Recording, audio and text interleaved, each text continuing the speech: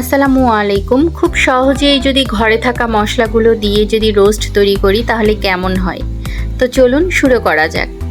এখানে আমি 1.5 কাপের মতো পেঁয়াজ নিয়ে নিয়েছি এবং 1 কাপ সয়াবিন তেলে 1.5 কাপ পেঁয়াজ দিয়ে আমি খুব ভালোভাবে এটাকে ভেজে নেব।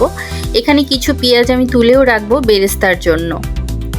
এখানে আমি হাতে বানানো মশলাটা ব্যবহার করছি, কেউ চাইলে আপনারা রোস্টের মশলাও ব্যবহার করতে পারেন। যেহেতু আজকে খুব বৃষ্টি, তো আমি বাহিরে যেতে পারছি না, তাই আমি রোস্টের কোনো মশলাও এখানে ব্যবহার করতে পারছি না। তো ঘরে থাকা মশলা দিয়েই এটা তৈরি করব।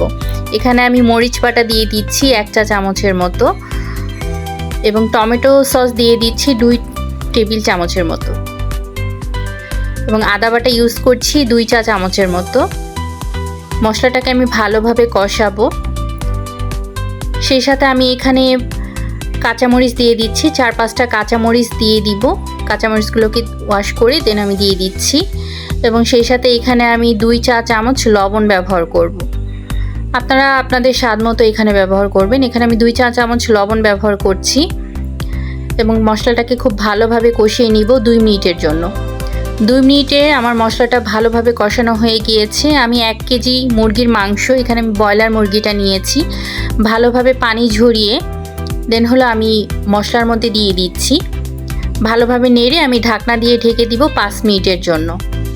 5 মিনিট পর আমি ঢাকনাটা খুলে আমি আবার একটু ভালোভাবে নেড়ে দিব এবং এখানে আমি ঘরে থাকা আমার পাউডার মিল্ক ছিল, 2 টেবিল চামচ পাউডার মিল্ক পানি দিয়ে মিক্স করে আমি মাংসতে দিয়ে দিচ্ছি। আপনারা চাইলে এটা স্কিপও করতে পারেন, কিন্তু আমার কাছে পাউডার মিল্কটা দিলে, যেহেতু আমার কাছে কোনো মশলা নেই বা আমি টক দই ব্যবহার করছি না বা কোনো বাদাম বাটা ব্যবহার করছি না, সেজন্য আমি পাউডার মিল্কটা দিয়েছি। 10 মিনিট পর আমি ঢাকনাটা তুলে দেখছি যে মাংসগুলো কেমন হয়েছে।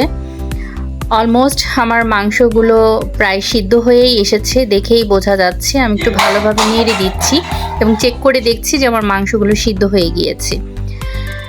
অলমোস্ট আমার মাংস হয়ে গিয়েছে। এখন আমি বেরেস্তা দিয়ে দিব উপরে। আপনারা চাইলে এটা স্কিপও করতে পারেন। এখন পরিবেশনের পালা। তো আমি একটা বাটিতে কিছুটা মাংস তুলে নিচ্ছি এবং উপর দিয়ে কিছু বেরেস্তা দিয়ে দিচ্ছি। কোনো ধরনের কোনো টক দই বলেন বা আদার্স কোনো মশলা ছাড়াই বা রোস্টের মশলা ছাড়া, বাদাম বাটা ছাড়াই খুব সহজেই আমি ঘরে বসে এটা তৈরি করে ফেললাম। তো কেমন হলো আমার আজকের রেসিপি?